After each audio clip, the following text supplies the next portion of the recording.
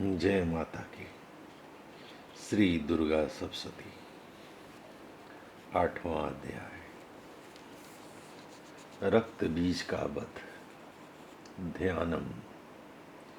मैं अणिमा आदि सिद्धमयी किरणों से आवृत भवानी का ध्यान करता हूँ। उनके शरीर का रंग लाल है, नेत्रों में करुणा लहरा रही है तथा हाथों में पास, अंकुश, बाण और धनुष शोभा पा रहे हैं। ऋषि कहते हैं, चंड और मुंड नामक दैत्यों के मारे जाने तथा बहुत सी सेना का संहार हो जाने पर दैत्यों के राजा प्रतापी शुंभ के मन में बड़ा क्रोध हुआ और उसने दैत्यों की संपूर्ण सेना को युद्ध के लिए कूच करने की आज्ञा दी। वह बोला, आज उदायुध नाम के 86 दैत्य सेनापति अपनी सेनाओं के साथ युद्ध के लिए प्रस्थान करें। काम्बू नाम वाले दैत्यों के 84 सेना नायक अपनी वाहिनी से घिरे हुए यात्रा करें। कोटि बिरयाणी पंच 50 कोटि वीर्य कुल के और 100 धौम्र कुल के असुर सेनापति मेरी आज्ञा से सेना सहित कूच करें। कालक, दौहार्द, मौर्य और कालके असुर भी युद्ध के लिए तैयार हो मेरी आज्ञा से तुरंत प्रस्थान करें। भयानक शासन करने वाला असुर राज शुंभ इस प्रकार आज्ञा दे सहस्त्रों बड़ी बड़ी सेनाओं के साथ युद्ध के लिए प्रस्थित हुआ। उसकी अत्यंत भयंकर सेना आती देख चंडिका ने अपने धनुष की टंकार से पृथ्वी और आकाश के बीच का भाग गुंजा दिया। राजन, तदंतर देवी के सिंह ने भी बड़े जोर जोर से दहाड़ना आरंभ किया। फिर अंबिका ने घंटे के शब्द से उस ध्वनि को और बढ़ा दिया।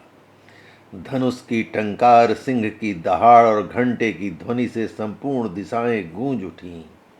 उस भयंकर शब्द से काली ने अपने विकराल मुख को और भी बढ़ा लिया तथा इस प्रकार वे विजयिनी हुईं।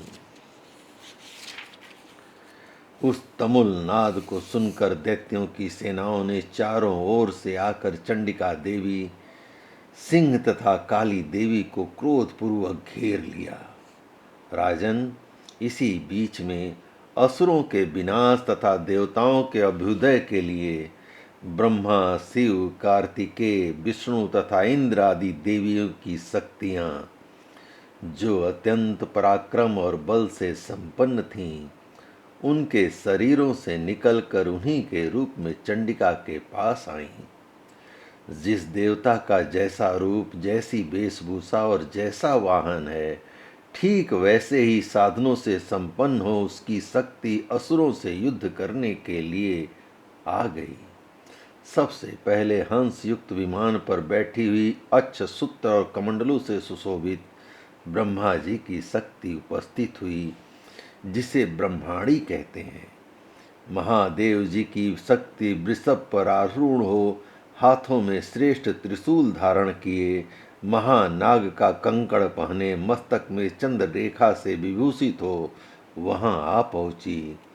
कार्तिकेय जी की शक्ति रूपा जगदम्बिका उन्हीं का रूप धारण किए श्रेष्ठ मयूर पर आरूढ़ हो, हाथों में शक्ति लिए दैत्यों से युद्ध करने के लिए आ गईं।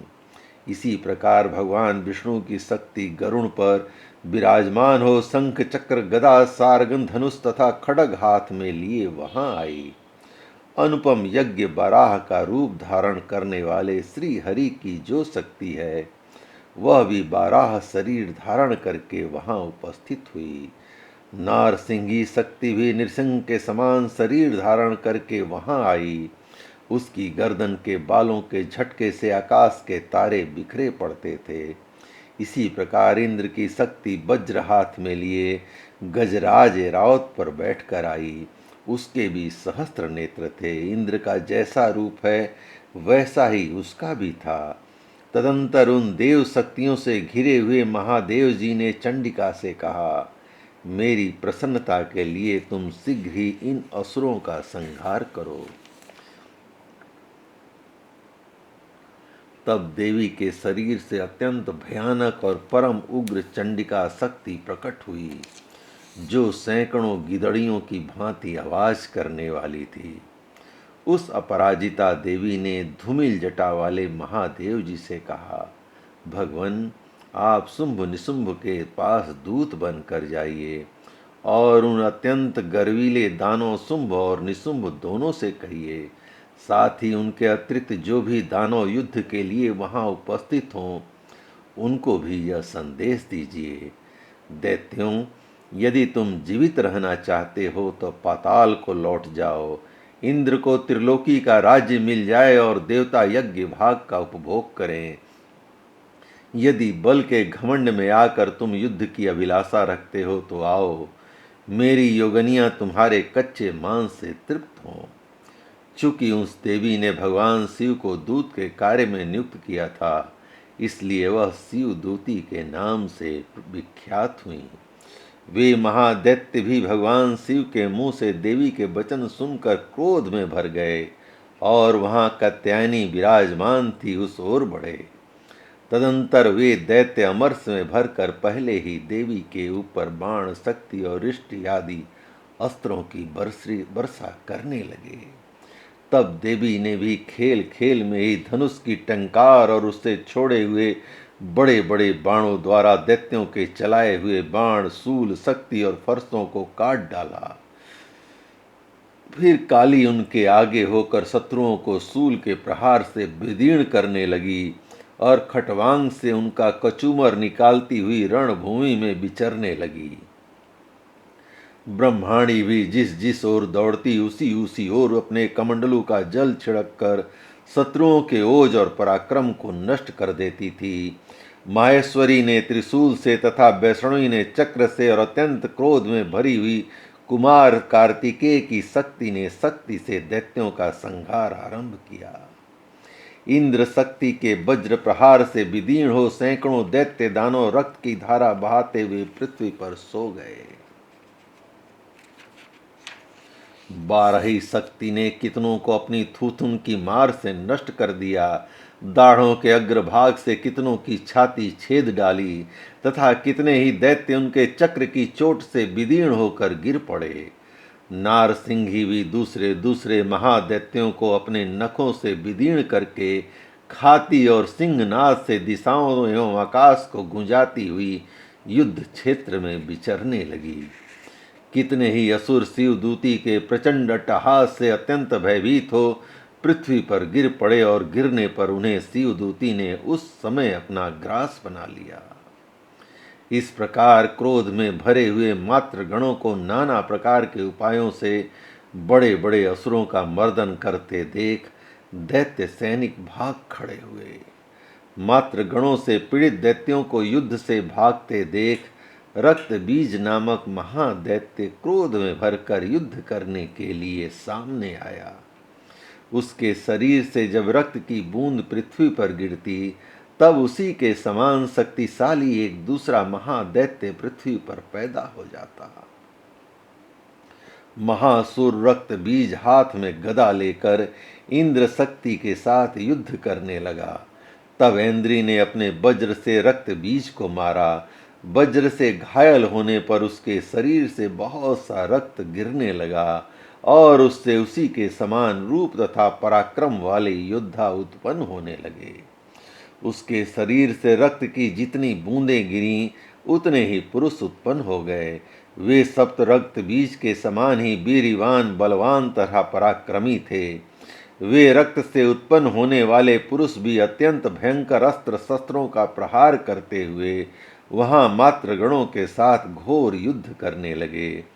पुनः वज्र के प्रहार से जब उसका मस्तक घायल हुआ तब रक्त बहने लगा और उससे हजारों पुरुष उत्पन्न हो गए। वैष्णवी ने युद्ध में रक्त बीज पर चक्र का प्रहार किया तथा इंद्री ने उस दैत्य सेनापति को गदा से चोट पहुंचाई। वैष्णवी के चक्र से घायल होने पर उसके शरीर से जो रक्त बहा और उससे जो उसी के बराबर आकार वाले सहस्त्रों महादैत्य प्रकट हुए, उनके द्वारा संपूर्ण जगत व्याप्त हो गया। कौमारी ने शक्ति से, वाराही ने खड्ग से और माहेश्वरी ने त्रिशूल से महादैत्य रक्त बीज को घायल किया। क्रोध में भरे हुए उस महादैत्य रक्त बीज ने भी गदा से सभी मात्र शक्तियों पर पृथक पृथक प्रहार किया। शक्ति और सूल आदि से अनेक बार घायल होने पर जो उसके शरीर से रक्त की धारा पृथ्वी पर गिरी, उससे भी निश्चय सैकड़ों असुर उत्पन्न हुए। इस प्रकार उस महादैत्य के रक्त से प्रकट हुए असुरों द्वारा संपूर्ण जगत व्याप्त हो गया। इससे उन देवताओं को बड़ा भय हुआ। देवताओं को उदास देख चंडिका ने काली से शीघ्रता पूर्वक कहा, चामुंडे, तुम अपना मुख और भी फैलाओ तथा मेरे शस्त्रपात से गिरने वाले रक्त बिंदुओं और उससे उत्पन्न होने वाले महादैत्यों को तुम अपने इस उतावले मुख से खा जाओ। इस प्रकार रक्त से उत्पन्न होने वाले उस महादैत्यों का भक्षण करती हुई तुम रण में विचरती रहो। ऐसा करने से उस दैत्य का सारा रक्त क्षीण हो जाने पर वह स्वयं भी नष्ट हो जाएगा। उन भयंकर दैत्यों को जब तुम खा जाओगी तब दूसरे नए दैत्य उत्पन्न नहीं हो सकेंगे। काली से यूं कहकर चंडिका देवी ने सूल से रक्त बीज को मारा और काली ने अपने मुख में उसका रक्त ले लिया। तब उसने वहां चंडिका पर गदा से प्रहार किया, किंतु उस गदापात ने देवी को तनिक भी वेदना नहीं पहुंचाई। रक्त बीज के घायल शरीर से बहुत सा रक्त गिरा, किंतु ज्यों ही वह गिरा त्यों ही चामुंडा ने उसे अपने मुख में ले लिया।